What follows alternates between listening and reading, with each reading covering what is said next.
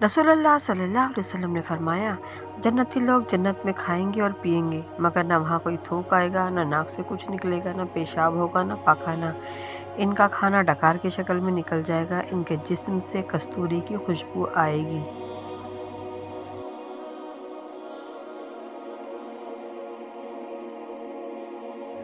آپ صلی اللہ علیہ وسلم نے فرمایا، جس کے دل میں ذرہ برابر تکبر ہوگا وہ جنت میں داخل نہ ہوگا۔ ایک آدمی نے کہا، انسان چاہتا ہے کہ اس کے کپڑے اچھے ہوں، اس کے جوتے اچھے ہوں۔ آپ نے فرمایا، اللہ خود جمیل ہے، وہ جمال کو پسند فرماتا ہے۔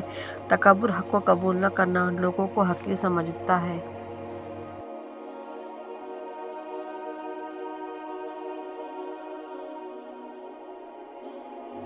رسول اللہ صلی اللہ علیہ وسلم نے فرمایا، اللہ نے تم پر ماں کی نافرمانی حرام قرار دی ہے، اور نہ دینا اور ناحق ان سے مطالبات کرنا بھی حرام قرار دیا ہے۔ نبی صلی اللہ علیہ وسلم نے فرمایا، جمائی شیطان کی طرف سے ہے، پس جب کسی کو جمائی آئے تو جہاں تک ہو سکے روکے، کیونکہ جب کوئی ہا ہا کرتا ہے تو شیطان اس پر ہنستا ہے۔ اگر تمہارے پاس ان والدین میں سے کوئی ایک یا دونوں بوڑھے ہو رہے ہیں تو انہیں اف تک نہ کہو، نہ انہیں جھڑک کر جواب دو، بلکہ ان سے احترام کے ساتھ بات کرو اور نرمی و رحم کے ساتھ ان کے حضور جھک کر رہو اور دعا کیا کرو کہ پروردگار ان پر اسی طرح رحم فرما جس طرح انہوں نے رحمت و شفقت کے ساتھ مجھے بچپن میں پالا تھا۔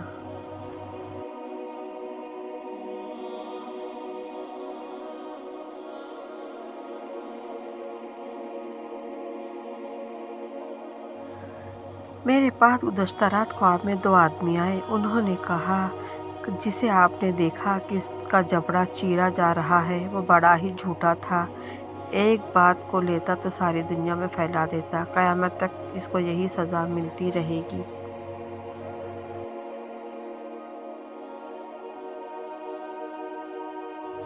نبی کریم صلی اللہ علیہ وسلم نے ارشاد فرمایا، سب سے جلدی جس چیز کا ثواب پہنچتا ہے وہ نیکی کرنا اور رشتہ داری نبھانا ہے، اور سب سے جلدی جن کا عذاب آتا ہے اور وہ بغاوت اور رشتہ داری توڑنا ہے۔ 3 بار نبی کریم صلی اللہ علیہ وسلم نے فرمایا، اس شخص کی ناک خاک آلود ہو گئی۔ پوچھا گیا، اللہ کے رسول کس شخص کی؟ آپ نے فرمایا، جس کے ہوتے ہوئے اس کے ماں باپ دونوں یا کوئی ایک بوڑھا ہو گیا مگر وہ ان کی خدمت کر کے جنت میں داخل نہ ہوا۔ حضرت انس رضی اللہ بیان کرتے ہیں، رسول اللہ صلی اللہ علیہ وسلم نے فرمایا، جو شخص یہ پسند کرتا ہے اس کا رزق فراخ کر دیا جائے، اس کی عمر دراز کی جائے، وہ صلہ رحمی کرے۔ جب بلا ضرورت لمبی گفتگو کی جاتی ہے تو کئی راز کھل جاتے ہیں، غیبتیں اور چغلیاں ہو جاتی ہیں اور دل آزاریاں بھی ممکن ہیں، اس لیے بقدر ضرورت ہی بات کیجیے۔ خدا جب کسی بندے کے لیے خیر خواہی چاہتا ہے تو نصیحت کرنے والے کی سختی اس کے لیے قابل قبول بنا دیتا ہے۔ یا اللہ میری اولاد کو صحت اور تندرستی والی زندگی عطا فرما۔ یا اللہ میری اولاد کو زندگی کے ہر امتحان میں کامیابی عطا فرما۔ یا اللہ میری اولاد کے نصیب میں خوشی اور آسانی عطا فرما۔ تم والدین کے احسانات کا بدلہ ہرگز نہیں لوٹا سکتے، بس ایک دعا ہے جو تمہاری احسانات پر بھاری ہو سکتی ہے، بس اس کے لیے رب سے ان دونوں کے لیے رحمت و مغفرت کی طلب کرتے رہا کرو۔ یا اللہ میرے بچوں کو میری آنکھوں کی ٹھنڈک بنا، انہیں ہر غم تکلیف پریشانیوں اور بیماریوں سے محفوظ فرما۔ یا اللہ میرے بچوں کو صحت و تندرستی، لمبی عمر، دین و دنیا کے علم، اپنی رحمت اور ہر شر سے اپنی حفاظت والی پناہ عطا فرما۔ یا اللہ میرے بچوں کو اتفاق، رحم دلی اور ایک دوسرے کے ساتھ محبت، خلوص اور خوشیوں بھرا ساتھ عطا فرما۔ رسول اللہ صلی اللہ علیہ وسلم نے فرمایا، حیا ایمان کا حصہ ہے اور ایمان جنت میں جانے والا ہے، اور بد کلامی بد اخلاقی کا حصہ ہے اور یہ بد اخلاقی جہنم میں لے جانے والی ہے۔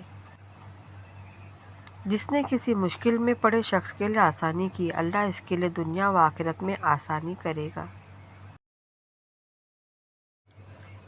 رسول اللہ صلی اللہ علیہ وسلم نے فرمایا، جب مرغ کی بانگ سنو تو اللہ سے اس کے فضل کا سوال کیا کرو کیونکہ اس نے فرشتے کو دیکھا ہے، اور جب گدھے کی آواز سنو تو شیطان سے اللہ کی پناہ مانگو کیونکہ اس نے شیطان کو دیکھا ہے۔